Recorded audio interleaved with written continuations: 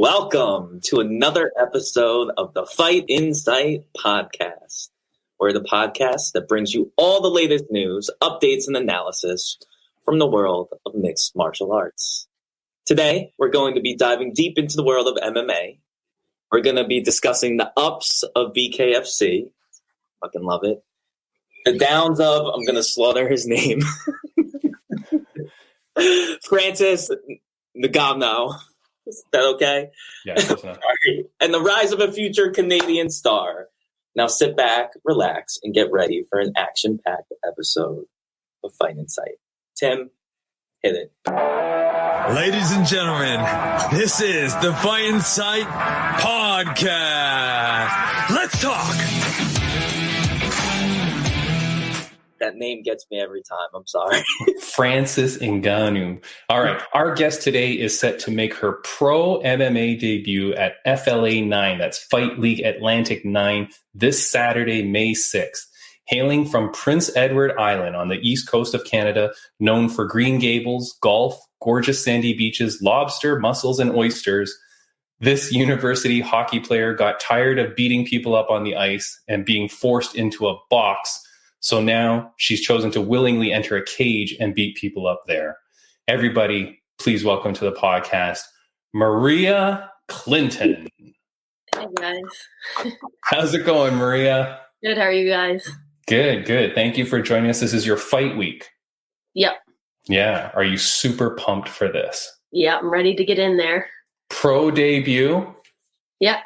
Exciting stuff. Mm-hmm. Derek from Fight League Atlantic, we had him on the podcast long time ago. Great dude. We said to him, hey, Fight League Atlantic 9 is coming up. I want your best superstar on the card to join this podcast. And he said, Maria Clinton, immediately. I appreciate that. No superstar, but I'll take it. Yeah. He says you are a rising star. And I watched your 3 amateur fights. Goddamn. They're pretty impressive. So I can see why. Like, how important, or I guess, how does it make you feel to know that you have like the support of so many people and the promoter saying great things about you? That's really nice. I guess I started my first fight off like with FLA with Derek, so he's been in my life, I guess, for ever since I started mixed martial arts. So he's always had my back, and he always keeps up to date with my career. So I thank Derek for a lot, and yeah, I hope to keep fighting in FLA, and yeah. How the next one goes. Yeah, nice. And then I do have to say, show your shirt a little bit because I can't see it right now, but nice. The Fight League Atlantic merch is very cool. Like, they have some good stuff. Did you get that? Did you get that for free? Yeah, we get a lot of stuff for free. Actually, it's really good promotion. All right, nice. Actually, that answer could have turned really bad, Bradybunch, if she had said, no, I got to pay for it myself. I pay for everything myself. Yeah. Sometimes we like to start off with some fan questions, Maria, so I'm going to send this one your way. I thought this was interesting. As I said in the intro, you're a hockey, or you're a former university hockey player. Does having filthy mitts in hockey translate to dirtier mitts in the cage? That's so funny. Let's say yeah. Yeah? Okay. And that is from Jeremy Willis. I believe you made training with this gentleman. Yeah. Okay. Yeah. Okay. I used to live in a condo, and we had to file complaints because someone left their hockey gloves in the storage area all the time. Oh yeah. It was one of the worst things ever. Like, it was pretty bad. Yeah. It was pretty gross. Now, were you the goon on your hockey team?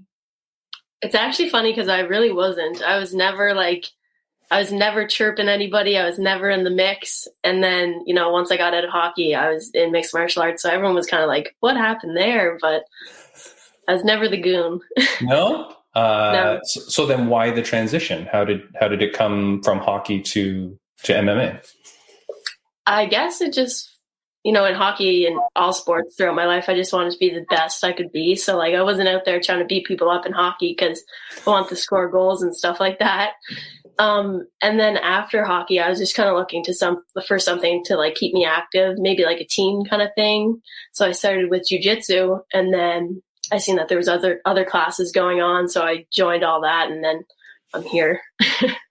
Is it just that you're just like, hey, I'm just an athlete, you just took to it, and then next thing you know, because, I mean, choosing to step into a cage and fight someone is like not something that everyone would do, you know? Like you got to have that animal mentality, you know what I mean? Like you got to be crazy, no? People call me crazy sometimes. I think it's more like I really like the mindset of the sport. Like with mixed martial arts, like it's really you against you in all aspects, you know? Like if you're not preparing or training hard, it's going to show. You can't hide from that, right? Like whatever you're doing outside the cage is going to show in the cage. And I think that's where I like to, you know, get prepared and then show how well I've progressed, I guess, every fight. Nice. And then, so that kind of leads me to another fan question from Crozier. Matt asks, what is your ultimate goal as a mixed martial artist? I would say just like fight in the biggest promotions possible, I guess. Like I just want to keep fighting, hopefully keep winning, and just see where it takes me.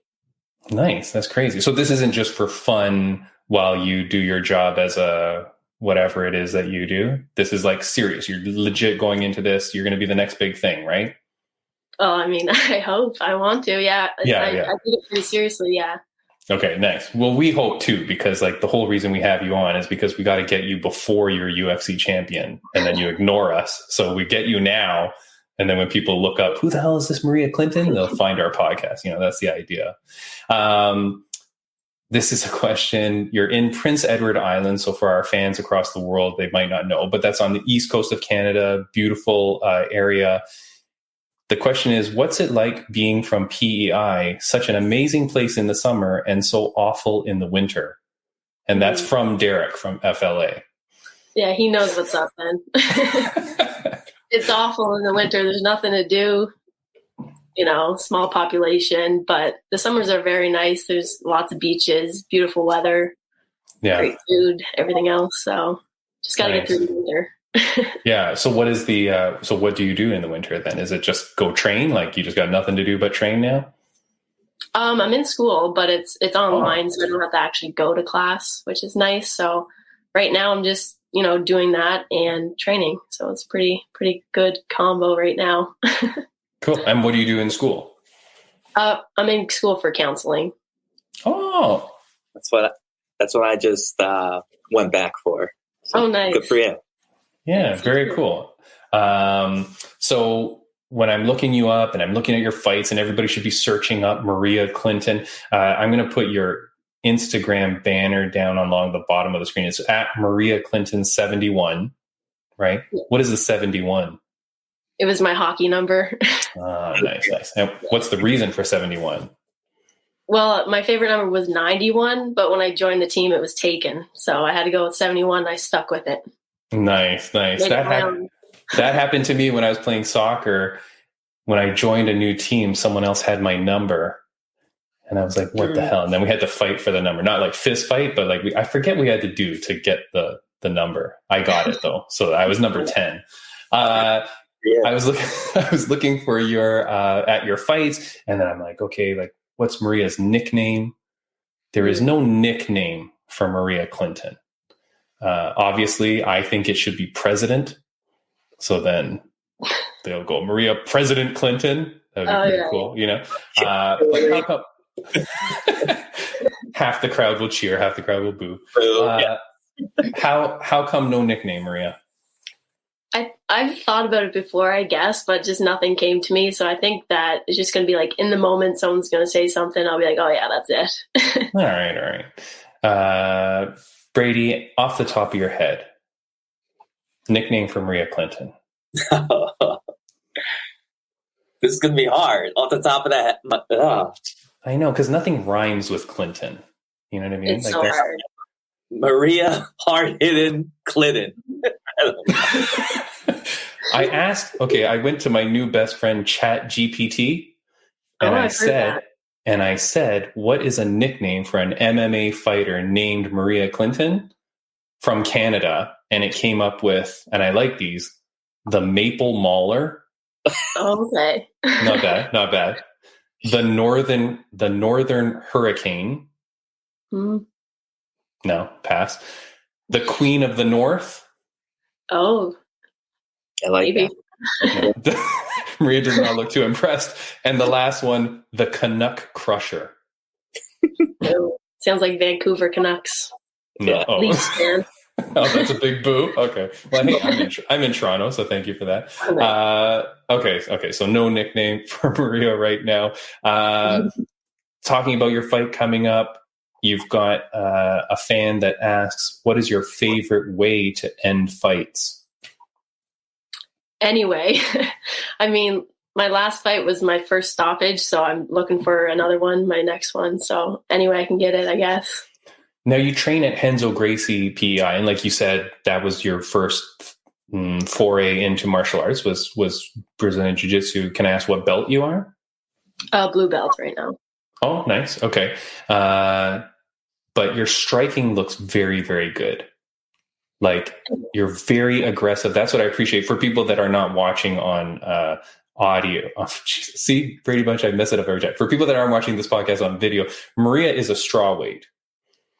But the thing I love about your fights, Maria, is that you're very aggressive. And it looks like you could knock these people out pretty badly because you're throwing with bad intention, which I love. So, and that question was from C. Capriosa. She's a content creator that you'll probably see at FLA 9. She's always around in all of the local promotions, and she's doing a lot of video footage stuff. So I know she sent in a question, but she's excited to see you finish the fight. But you're saying anyway is good for you? Anyway, I get it. Yeah. I guess like now with the professional rule set, I'm a bit excited just because I think that it helps with my striking a bit more. So I'm really excited to fight under that rule set, but I'll take a stoppage any way I can, I guess. What's for those that don't know, what is the difference? Elbows? Yeah, elbows, knees to the head, punching on the ground, stuff like that. Yeah. Oh, okay. Nice. Brady Bunch, I know you had some random questions you were going to ask. Yes. We're going to try this out, Maria, with you. If this bombs, this is Brady Bunch's fault, not mine. So I recently became a counselor, sometimes with some of my clients. Some have lots to talk about. Sometimes there's less. Sometimes I whip out random questions. So pull out random questions from this little deck here. It's like a deck of questions, Maria. Yes, about you questions. I'm sure the fans want to know some of these. Yeah. All right. Random one. What makes you angry?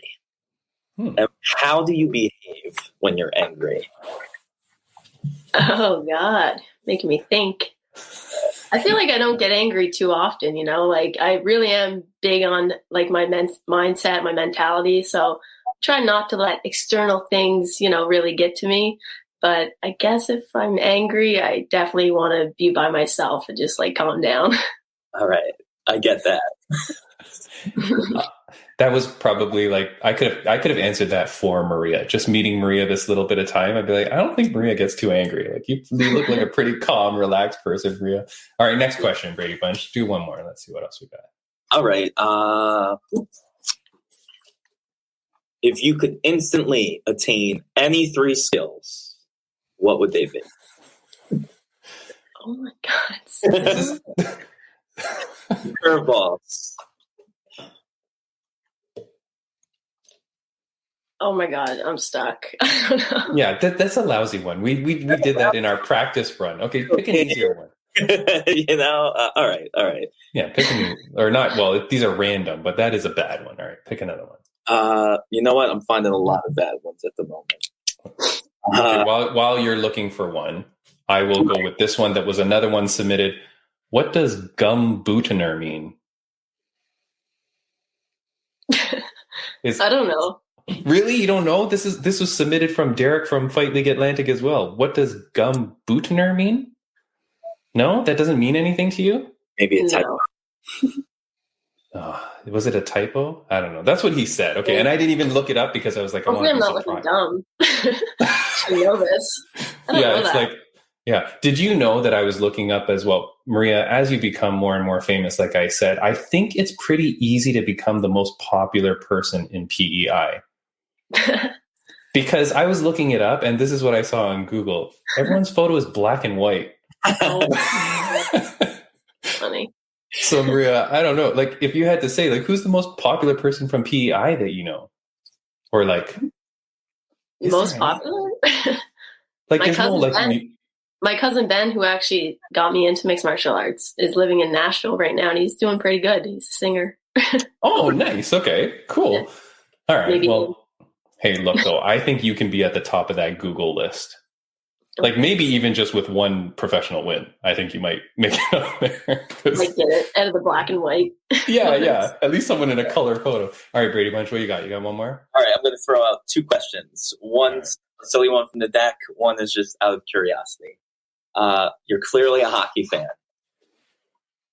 With the Stanley Cup coming up, if you had to root for a non-Canadian team, which team would it be? Oh God!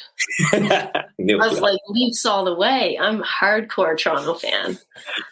That is so terrible, Maria. Like the amount of disappointment in your young life. Who's your favorite team? You're from Toronto, are you? Yeah, well, of course it's Toronto, but I'm miserable right along with you. Like I've never won. Not this year. We're lucky. Yes. Okay, sure. So favorite, other team, non-Canadian. Non-Canadian team.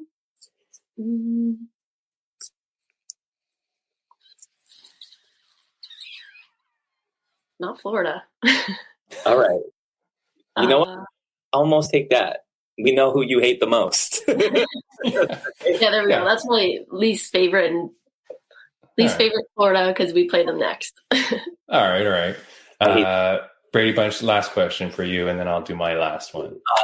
This was going to be, I think, a random question. Or I think it was from this. If you could raise anyone from the dead, anyone from any point in history, and just like chill with them for a day and ask them any question, who would it be?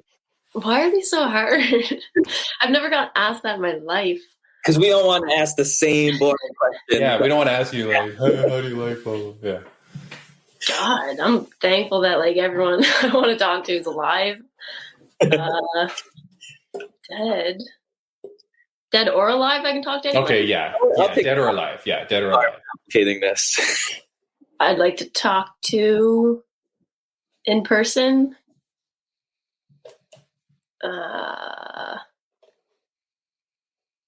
Maybe like Rose Namajunas.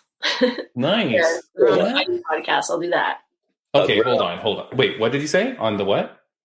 Since we're on the fighting podcast. Oh, okay. I was going to say Austin Matthews, but you know. Oh, Austin Matthews. Yeah, okay. Okay, but hold on. Rose Namajunas, that's an interesting pick. Do you think she'd be interesting to talk to? She seems weird, no? I don't think she'd have much to say. Yeah. Like, I get such a strange vibe from her. Like, I think it would be cool to like see her in person and kind of pick apart her brain a little bit, you know? Yeah, they're talking. Yeah, like maybe, I feel like you might need to spar her to kind of... To then years. But to kind of like get into like maybe a conversation, you know, when you're like friendly sparring, then it kind of opens people up a little bit. Oh yeah. I feel like if you just sat down with her, I don't know, like, you know, like I do worry, like if I ever got her on this podcast, which of course, you know, hey Rose, you're watching this, please come on the podcast. Like it would be amazing, but I also worry sometimes. I'm like, oh, I wonder how that conversation would go. You know? I think sometimes it's easier to talk to people in like the gym setting. You know, you have something to relate to, I guess, you know, talk about something. Yeah. Or you could like be talking about like something you were working on or whatever, and then it could translate into like an easy conversation. But yeah, exactly. I think that's why I like the fighting community in general, you know, like you're beating someone up. They're like, oh, you can do this better here. And I'm like, oh, thanks. Yeah. Yeah. It's that awesome. Like it's funny. Yeah. Maria, before I ask you my last question, is there anything that you'd want to say to fans, friends, viewers, and listeners of the podcast? Not really. I'm excited to continue my career, and hopefully you guys continue on watching me and supporting me. And yeah, of course. And I'm going to put your photo up here. This is the fight poster. I believe this is it, right? This is for FLA 9. There you are on the left-hand side. I will say, Maria, I know you're on this podcast, and we'll try to get you as many viewers and followers as possible. Follow at Maria Clinton 71, her hockey jersey number. But when I think I told you before, my friend was creating MMA Social Squad, who always makes like cool like fan art and stuff. They were doing a poster for you. They did tell me to tell you, you got to get more photos on your social media. I'm trying. He was having a hard time. Well, I had Instagram, but I deleted everything, and I wasn't even on it for like a year. And then I started Mixed Martial Arts, and I was like, oh my God, I have to start posting stuff, and, like doing the social media side, because it is like to promote yourself, right? So I started photos on there, but. Yeah. I don't know how some of these fighters do it. I feel like they've just got like a professional photographer around with them like all the time, because like we've had guests on this podcast, especially like Katharina Leaner, Tai Shea. Like they always have like so many photos of just their regular day. You're like, how the hell are you getting like all these photos that are so perfectly like angled, Yeah. But yeah, you gotta hire someone out there in PEI and just say, hey, look, you gotta follow me around the gym for a few days, whatever, and just take a bunch of random shots. So yeah. Yeah, I gotta do that. Yeah. Especially as you move up in the pro ranks, because we've heard from a lot of UFC fighters how important it is, like your social media following, to grow it, to get fans and stuff like that, because promotions will look at that and go like, oh, this person's got a good following. Okay. Boom, boom, boom. Yeah, exactly. Yeah. I've heard that. Yeah, I've been trying. Yeah. No, get on it. It's going to look awesome when you've got like a bunch of like your winning photos and stuff like that, right? Like as you develop your pro career. So that's awesome. We've asked you a lot of hard questions, Maria, and I apologize. We killed you with hard questions today, but I am going to ask you one more question. We've asked it to our last 4 guests. We're going to ask it to everybody because it's been giving us interesting answers. It's a question that my mom used to ask me growing up all the time. So I'm asking it to you, Maria. On a scale of 1 to 10, how happy are you? Right now, 9.5. Pretty happy. Yeah. Damn. All right. And can you explain why? Like what gets you to be a 9.5? Highest we've ever had, mind you. Really? Oh, maybe I'm ranking myself high. No. It's about you and how you feel. So why are you a 9.5? I guess just where I'm at in my life. I think that I'm on a good path with school, my mindset, my physical health, everything's going in a good direction. So I'm just happy right now. Love that. Dang, that's awesome. That is the confidence of a true Canadian, Bradybunch. See, that's what we get. That's what we are up here. I'll tell you, living out on East Coast, that definitely makes you happy too. Maria Clinton, it was a pleasure to meet you. Thank you so much for taking the time to chat with us, especially during fight week, which I know is a big week for you. But geez Louise, no nerves here. You look cool as a cucumber. Got the cool blonde hair. About to kick ass. Right. So good luck to you, Maria. And thank you so much for joining the podcast. And hopefully we'll be able to have you back on again and talk about everything that's happening in your life. Thank you. That was awesome. Thanks for having me. All right. Thanks, Maria. Have a good one. See ya. Bye-bye. Cool. See, Canadians are the best. They really are. We should only have Canadians on the podcast. That's the rule from now on. You know what I mean? Move there. Yeah. Guys, thank you for joining the podcast. If you're here because of Maria Clinton, thank you so much. Please follow and subscribe. You see all the stuff down there. Appreciate it. I always love to do our Friends of the Podcast update. And so Maria Clinton, again, fighting this Saturday. So go check out it's on pay-per-view. So just go find the link, FLA9. I'll put it in the show notes when this goes up. I'll find that and I'll put that up.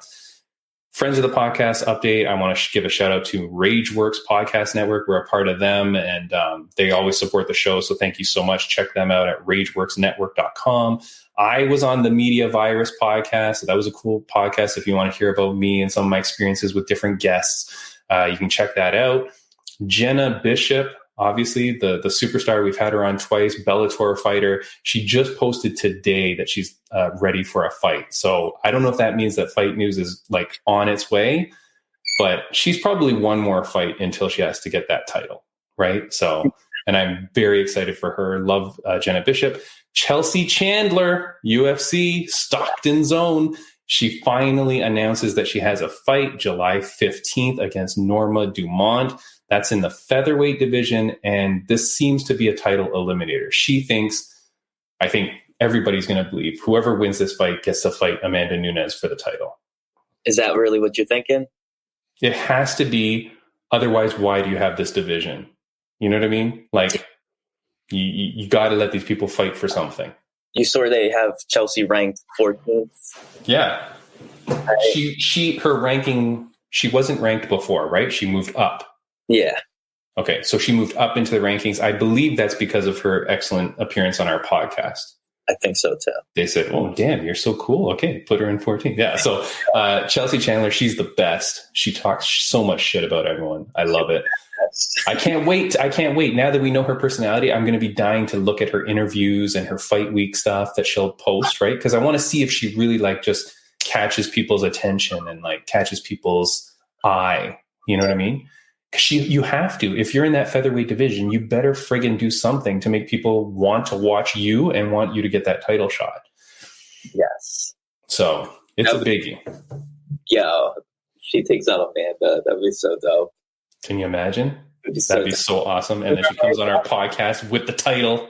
Yes. And I remember us talking about Amanda and how she felt about Amanda. Yeah.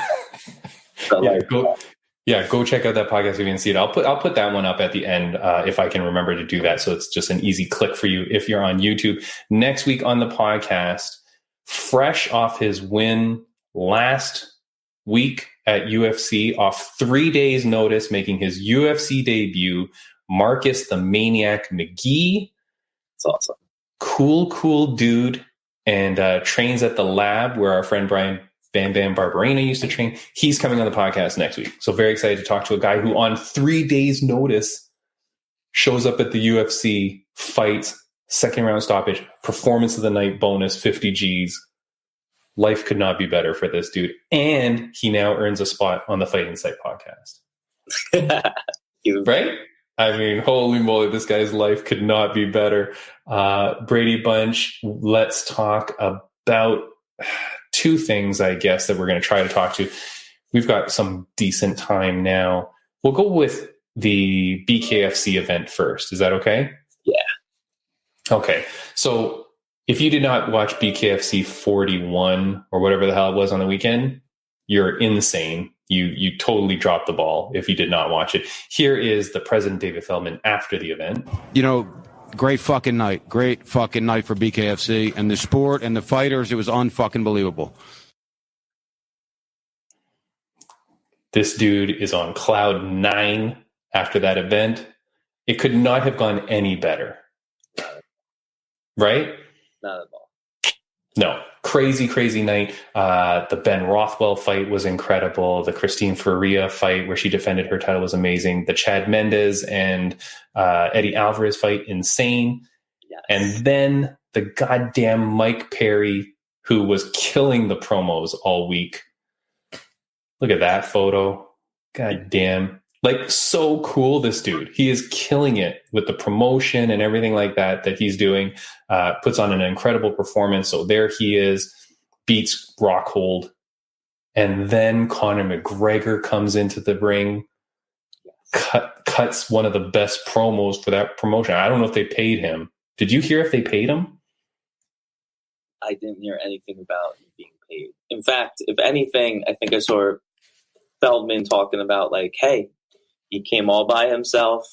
He flew out all by himself. It was So I think Conor literally is just like out having fun and like wanted to be at the show, wanted to be part of it. Yeah. I mean, crazy. I did post a meme. Like the minute I saw him there cutting the promo, I'm like on my phone making this meme, but I posted this one. That's a photo of Dana watching Conor shoot a promo, holding the BKFC belt in the ring, praising BKFC. And then after the event, keeps posting stuff. Yes. Right? It's being shared everywhere, right? And it sounds like he was staying in contact with the org. Like, yeah. So, like, part of me is wondering if he really will somehow get a one-fight deal or... So the thing is that I don't know if you know, but he only has 1 fight left on his contract with UFC. So basically, he goes and does the fucking Chandler fight, and then he could jump to this if he wants. That's what it sounds like. And now, here's my conspiracy theory. Is Conor just such a genius businessman that he does this to now force UFC's hand to pay him even more in a renewed contract? He is a fucking brilliant businessman. Right? Because now you're like, hey, look what I just did. I've now forget the fact that any organization would want him, but now look, I've gone there and goddamn worn their belt and cut a promo for BKFC, you know these guys are going to pay me jillions of dollars. Yeah, just like he stole Aldo's belt back in the day. Right? Like it's his old tricks, right? He knows what to do. Yeah. And I think you might be right. Or there's part of me, I understand BKFC doesn't seem to have the money yet to probably hold on to a Conor. But if they get investors, who the hell knows? But Conor is almost, his fighting style is almost like meant to be BKFC. Yeah, it's perfect. And that's where it's like, part of me, like the idea of him forcing the UFC to pay him more. But let's keep it real. What he's had is it one win in 5 matches in a few years, right? Like, what if he loses his next match, right? It's not going to be a good look. But if he can jump to this sport, actually compete well, it keeps his brand name alive. And who the hell knows? Maybe he becomes part owner of BKFC. Who the fuck knows? I think what you're saying is like he's almost like hedged his bet, right? Like, okay, if I get beat by Chandler, which there's a good chance, like Chandler's the killer, he's still in his prime. Yes. If I lose to Chandler, even if UFC devalues my stock, which they're not going to, now I've got BKFC, who could easily go, well, that's not his goddamn sport. His new sport is bare knuckle, and here's our superstar, right? All right. I mean, yeah, it's a crazy move. It was exciting as hell, that whole event. And again, if you didn't watch that event, that was a crazy good event. Like, you know that I love BKFC. Yes. But that friggin' event solidified that organization as second in the world to me. 100%. The walkout, the goddamn screens, the way they had everything designed, it was beautiful. The owner said at that same interview that I shot that little bit, it was about an 8,000 person attendance, I believe is what he was saying, 8,000 gate with $1 million gate. So, they made decent money, and if they can keep putting on shows like that. See, what I find really interesting though? See what it's going to be this Saturday? I believe it's this Saturday. No, Friday. Friday, Masvidal promo, right? Promotion. Oh, no. Okay, that's not what I'm talking about. Masvidal? Who's even fighting on that card? Do you know? Roy Nelson. So, but I think it's bare knuckle. I might be wrong. Oh, not okay. Wait. Maybe I'm not thinking. I thought it was through Masvidal's organization, but they're having some type of bare knuckle, I believe. Roy Nelson's one of the fighters. I think it's this week. Yeah. Okay, to be fair, I did see a few things of that. I think it's Game Bred bare knuckle, Friday, May 5th. So you know what? Like that, knowing the way that he quote unquote retired with his last fight, knowing how him and Dana are so politically aligned and all that and have so much love for each other, I find it really interesting. I think they're pushing this bare knuckle because they know how big of a threat BKFC is right now. So like this is their hope in sense of, I think, stealing from some of that wave, which I don't think is going to be very successful. No, I like the Game Bred boxing that they had. The last one, obviously, we were all a fan of that. Yeah, but I'm looking at this Game Bred bare knuckle, and I'm Googling it and taking a look. I can't tell you who any of these people are, and that's the problem. Wait, aside from who? Roy Nelson, I think. Roy Big Country Nelson? Yeah, do you remember him? No, of course I know him. Yeah, the belly tap. I don't see him on any posters. Maybe he is. I do see this dude that's coming back. He's fighting Bobby Knight. He's in there. That seems to be who there's a lot of posters of. It says, maybe it was announced late, but he's going to be fighting Dylan Kleckler. Oh, I love Dylan Kleckler. Yeah, so that might be. I have no clue who that is. Do you know who that is? Oh, really? Yeah. So you know what? I think I always loved Roy Nelson, so I think I'm putting in just for that, actually. No, but you know the guy. You know who Kleckler is? Yeah, not well. Oh, okay, all right. But if I'm not mistaken, I think he fought for BKFC. Okay, so he's gone from BKFC. He won for BKFC. All right. Well, all I know is that BKFC is kicking ass, and they're moving up in the world for sure off the heels of that. They got to now. I feel like this was such a success. They need to now somehow keep that momentum going. You can't do some weaker cards now. I feel like they really got to quickly adjust some of their next cards and really like add in some star power, add in something, because you can't go off this super high and then go back to like a normal BKFC card. Yep. Yeah. You gotta somehow maintain this momentum and do something. Now, the event I thought you were talking about is this Friday, which I believe is in the same arena as BKFC. Someone told me that that was messaging me when I was posting stuff. But ONE FC makes their American debut on American soil debut with a lineup that is iffy, if you're asking me. You got Sage Northcutt, big, who cares really? You've got Demetrius Johnson as the main event against a guy who I'm not sure speaks English. And Demetrius Johnson is a guy who, you know, if you believe UFC, couldn't really sell pay-per-views and stuff. And Demetrius is saying that it might be his retirement fight. If you're saying it's your retirement fight, I don't know how invested you are in this fight. I always worry about that. It's going to be a tough card. They do have Stamp Fairtex on the card fighting former guest of the podcast, Elise Lil Savage Anderson. So I'm very excited for that fight. Interesting. But I don't know. I hope that Lil Savage wins. But I think if Elise Anderson wins, ONE FC will be mighty pissed. Because no offense, but Stamp is their superstar. Yes. And Elise, when she came on our podcast, this was before she even made her ONE FC debut, she had commented about thinking like that they weren't promoting her a lot. And she was upset about that. And she thought that there was a little bit of favoritism, perhaps, to the person that she was fighting at the time, which was Itsuki Harada, who we know is a ONE FC like superstar. Like they love her. You know what I mean? So we'll see what happens. But the big thing with that card is, and I had prepared this poster like a month ago, and I thought for sure, Bradybunch, 1,000,000%, I thought that at this event, they were going to announce the signing of Francis Ngannou. I had prepared this poster to launch this week thinking 100% this is what's about to happen. And that's what I think was expected to happen. Ngannou. I got to say his name right. Ngannou. Yeah. Ngannou, I think. All right. He's all right. So bad.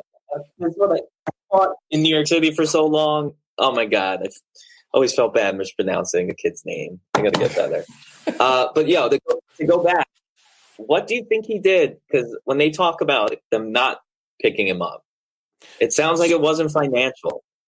So we're going to talk about that a little bit, because what happens is Shatri Sitodong, who's the owner and founder of ONE FC, goes on Ariel Helwani's show last week and says, hey, this Sunday, I've got an in-person meeting with Ngannou.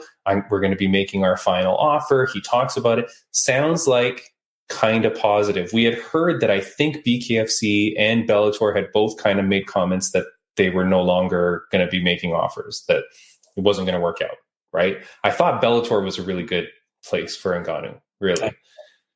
Then I think, okay, fine, ONE FC, maybe it's cool. They bring him over to the East where he will be like 17 times the size of the normal adult male. Yeah. And he will like be some like Godzilla monster over there and just, you know, be a superstar, right? Like, why not go to Asia and be like a massive star?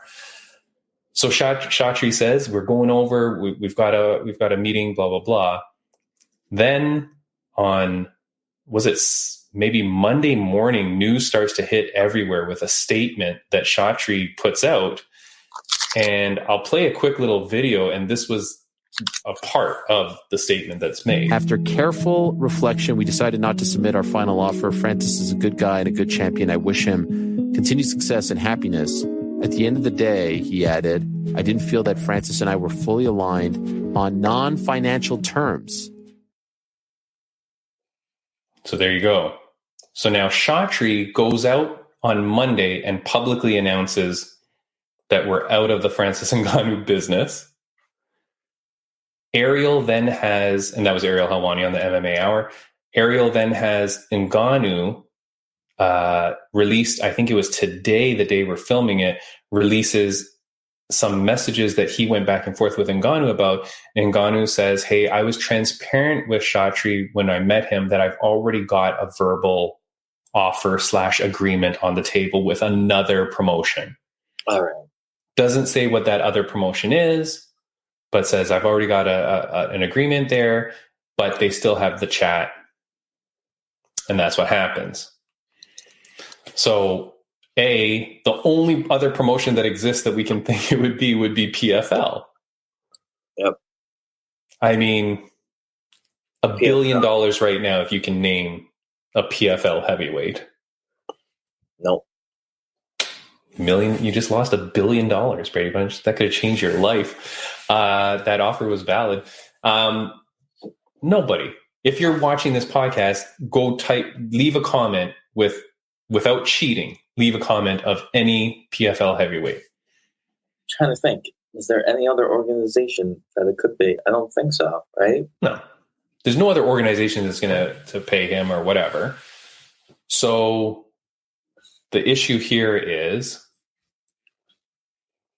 I mean, okay, let's look at this angle first. Why Ariel was commenting about this, and some people have been a little bit upset, but why would Chatri announce that we're not dealing, like, we can't? Can I get your thoughts on why you think he would release that statement to say we are not going to be able to provide an offer to Ngannou? I feel like the only reason is because we knew the meeting was happening. That's it. No, and I think that's a beautiful answer. I think that really is the answer. He went public saying, I'm having a meeting with this guy. Yeah.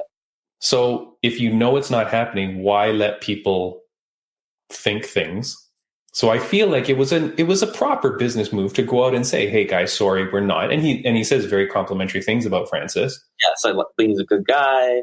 Right. Yeah. It was non-financial, it was blah, blah. But some people have been giving slack, going, you ass, blah, blah, blah. There are some comments that say, well, he did that because now he's devalued Francis in the market, because now whatever that other organization is, they'll be like, wait a second, you've got no other offers on the table. In a way, fuck. You know what I mean? Too, though. I can see that too, but here's the thing. No, there was so much public discussion about it. Yeah. That, like, I don't know. I doubt the guy was trying to really hurt his value or stock, but I see how it could hurt his value or stock. And a lot of people were saying things like, Francis, they think that Francis has really screwed himself out of everything. They think that leaving the UFC was a bad move. They think that, standing up for what he believed in was a bad move, if you believe all the stuff that he had said before. Can I ask your opinion, Brady Bunch? What are your thoughts about Ngannou, in terms of how he's made this move? Do you think he's still valid in the marketplace? I think he really hurt himself. You do? I do. This is my opinion. I think that he should have worked with the UFC, or if not, had a solid deal with Bellator. Like you, I think that was the best bet, or PFL. I don't think he should have done what he did until he knew already that he had something lined up, something solid. The fact that this man hasn't fought for as long as he has now, right? And he's out there trying to get a contract. He's only getting older, probably only rustier. And his name is losing value by the day, in my opinion, right? The other thing was he should have made a boxing match happen quick, because he was talking about that stuff too, right? So I do think he screwed himself. I think he let his ego get a little too far ahead of himself. It's almost like a band, right?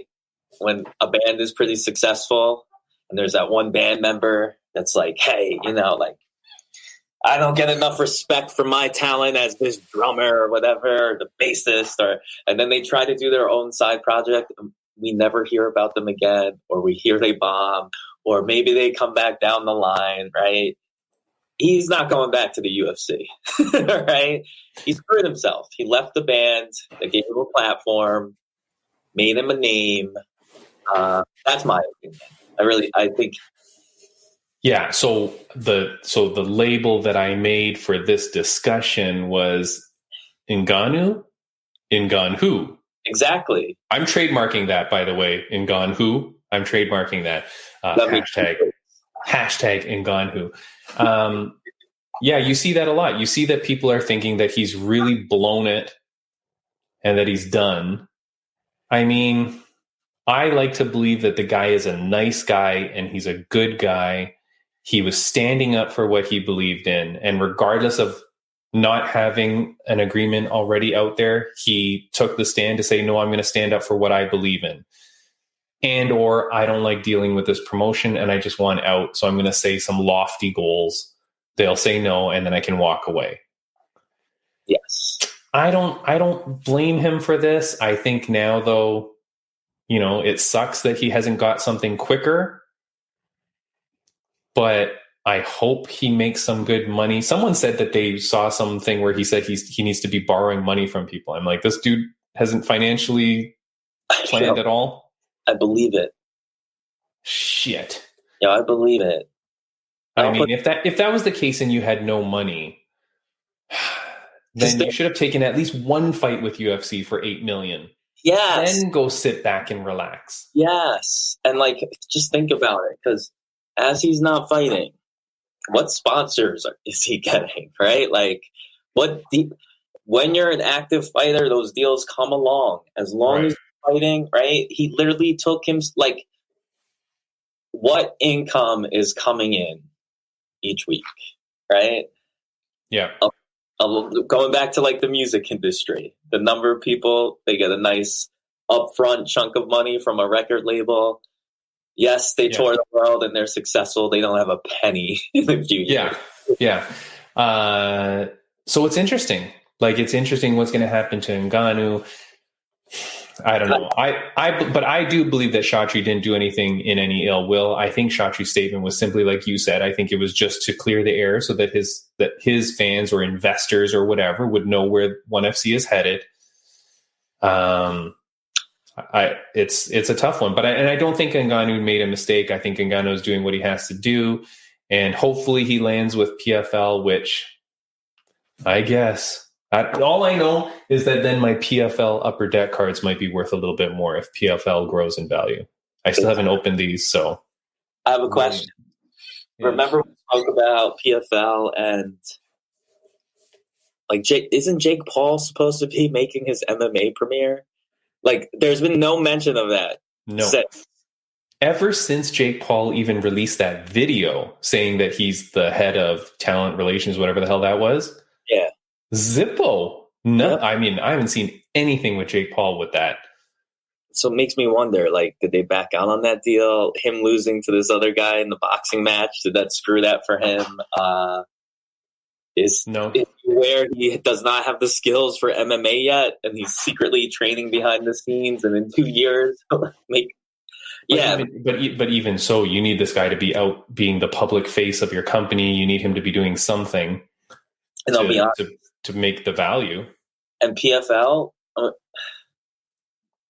I hate to say it, it's almost like Kayla Harrison losing took some steam out of their whole organization, not just her.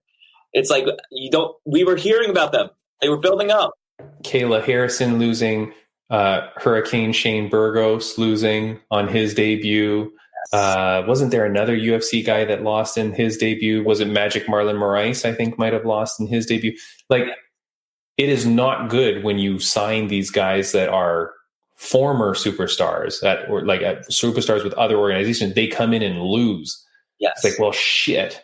That's great for the guy that beat him, but overall for your organization, you need these superstars to be superstars. That's why Mike Perry is kicking ass in BKFC. Yes. He comes in as a name with a personality, with a style, with a look, and he's 3-0 in BKFC and putting on wicked shows. And now he's the face. Yes. Right? Eddie Alvarez goes in there, kicks ass. He's now a face. Ben Rothwell, he's a face. Like, you need those guys to do well. That's why you can't be hiring has-beens. You're hiring guys that still have talent. But yeah, I don't know. It's going to be a tough call for PFL. I just don't see how they have the money. The other news, and someone was just messaging me saying, "Can I talk about this?"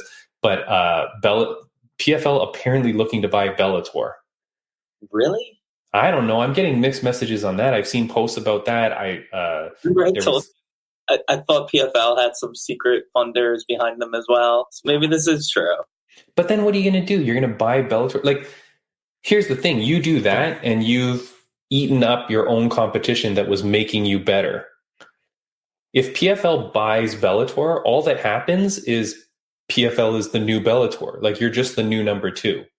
Or they keep both companies existing but separate. Good luck. Like, how can you? What's the point in that then? Now you're renting double the venues, paying double the amount of people, and you're just splitting your audience base. But I don't have enough time to watch every organization. You know what I mean? I kind of agree with you. Yeah, and I don't. That's why I'm like, yo, BKFC is where my loyalty lays. You got these other bare knuckle orgs. Yes, they throw on good fights, but no, I only have time to fucking dedicate myself to one. I'm going to do it with the one that I think is the most exciting at the moment. So I hear that. Yeah, that said, people that watch this podcast know that I'm a big fan of Invicta. Yes. And when this comes out on the Thursday, they'll have had an event yesterday on the Wednesday, and there are some good fights at Invicta. I do love Invicta. And what I love about Invicta is they're just like an island unto themselves. Yes. Right? All women league. Their events are on Wednesdays. They compete with nobody. I can watch every single Invicta event, no problem. Right? Yeah. It never conflicts. Whereas like 1FC's on the Friday nights. Okay, I can kind of watch 1FC, no problem too. That's fine. Or it's in the morning because of the Asia time zone difference. But like when it comes to PFL and Bellator and UFC, it's tough. And BKFC, like, it's tough to monopolize your time. If PFL buys Bellator, they have to merge. You can't run two separate thingies. And I feel like they would change to PFL. Like, I don't think they'd give up that name. You're not going to become Bellator, that's for sure. I still have a feeling they will keep both running.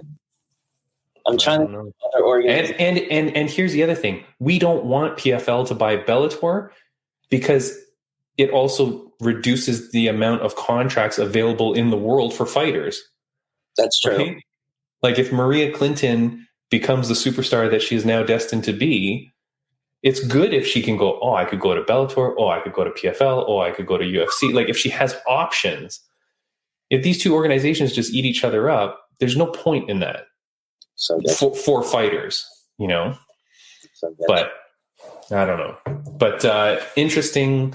All the stuff that's happening is interesting. The Ngannou thing. I don't know. Did I want to talk about anything else with that Ngannou thing?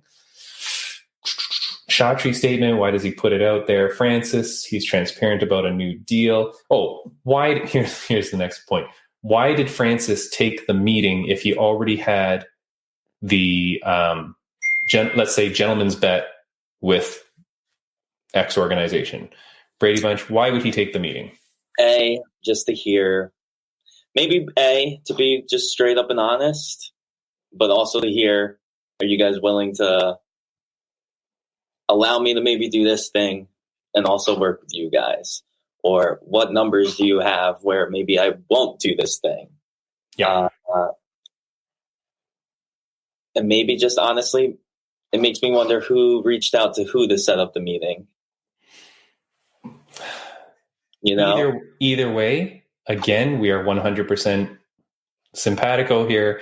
Yeah, that was my thing. Francis is just a really nice dude. He honored the meeting that he had scheduled, shows up in person. It's never a bad idea to be a good person. Shows up in person, meets with Chatri, is transparent about the deal, says, hey, this is what's happening. But yes, of course, until the ink is signed, yeah, if Chatri wanted to say, hey, look, I get that you've got that deal, but let me put my numbers out here. Let me put my deal out here. There's nothing stopping him from still putting out that offer. And so I think that's why he does the meeting. Like, I think Ngannou and Chatri in this case were both perfect gentlemen, perfect professionals, and they did what they had to do to have a proper meeting. You know, anybody talking shit about Ngannou, you know, saying that he's ruining himself and whatever. I get it, but you know, he's still doing his thing, and Chatri and saying anything about him, no. Even though his company has blocked me, I'm still supporting this dude. You know, that's true. We got to get him to unblock you somehow. Yeah, I just want Chatri to come on the podcast. Chatri seems like a really nice dude. I would love to have the opportunity to chat with him on the podcast. I've kind of left him alone in terms of messaging him because obviously this massive event. But after this event is due, I think I'm going to start hitting him hard. I would appreciate if you start messaging him as well and see if we can get him on this podcast. We got to get his attention. All right. Seems like a good dude. I feel like we could have a good conversation, you know? Sure. All right. What else do we got? Next week on the podcast, I don't know if you're going to be here, Brady Bunch, because you've got your fight coming up quick. Yes. I have a feeling I will be here, though. I need to help de-stress me. But yes, my fight, I got to find out when my flight is. Weigh-ins are Thursday. My fight is Friday. It is coming up so quick. I can't even believe it. I'm so nervous. Really? Good nervous, but yeah. Like good energy, good nerves. What can I ask? How do we watch your fight? So I believe, if I'm not mistaken, I think it's literally through like the Rough and Rowdy website. I think roughandrowdy.com. And you just log on there and you can stream it. Okay, nice. And then I think, as you know, they tend to release the fights down the line on their like YouTubes and stuff. But I'm hoping some people will watch it live, especially if I show up in my best form and don't embarrass myself. Yeah. Those are some of the nightmares I've been having lately, people. Some of us fighters dream about this shit, and I've woken up to a few nights just envisioning things in that ring. Because I know this is my biggest match yet. And I'm a little intimidated, even though I think I'm going to win. My opponent has had 23 fights with a winning record. So I know I can't take her lightly. But we're pushing things forward for trans fighters, trans versus trans. I think the both of us can help change this world in many ways. And I'm hoping people actually pay attention. And then pay attention to whatever comes next for the both of us, win or lose. So yeah, thanks for letting me plug that quick. Yeah. No, cut this out and plug it. No niceties, Brady Bunch. Yeah, no. You're going in for the kill. Yep. This is serious shit. No, this is Rough and Rowdy. They don't want you to be playing patty cake with anyone. Nope. They want the finish, right? Yes, they do. I get a nice bonus if I get a knockout. So I'm going for that knockout. I might feel a little bad after, but not beforehand and not during. Because I know my opponent is going to be trying to do the same exact thing. And I don't blame her, right? But I know I've put in the work, build up this muscle. I just hope I don't gas out.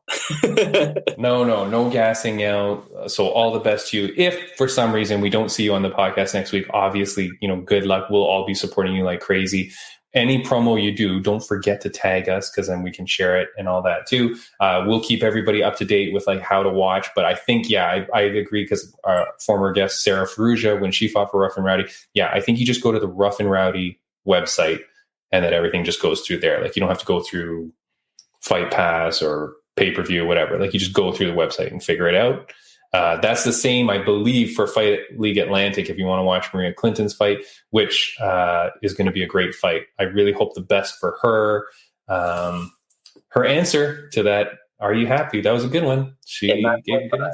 And it makes sense hearing her say, like, she never gets angry. Yeah. She's got the right wiring, Yeah, just calm, happy Canadian as we all are.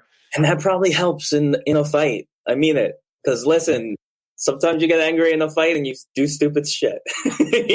Yeah. Calm assassin, I'm sure. Yeah. In the future, get rid of that one card with the 3 things. She did not like that question. I thought that was a good one, right? I know, but I think it puts people, maybe it puts people in too tough of a spot. But you're right. You could say cooking. Even I would just say I want Barboza's kicks. Yes, like I want Mike Perry's toughness, and I want Silva's head movement. Yeah, right? Or something like that, right? Like just maybe we could change it to like what 3 MMA skills. We'll come up with like specific something. Yeah. Yes. Yeah. All right. We are right on time. I'm going to put the 2 links to a couple of podcasts up so you can see those now. Click on those. Aside from that, Bradybunch, thank you so much for another great week. And we'll see you next week with Marcus the Maniac McGee.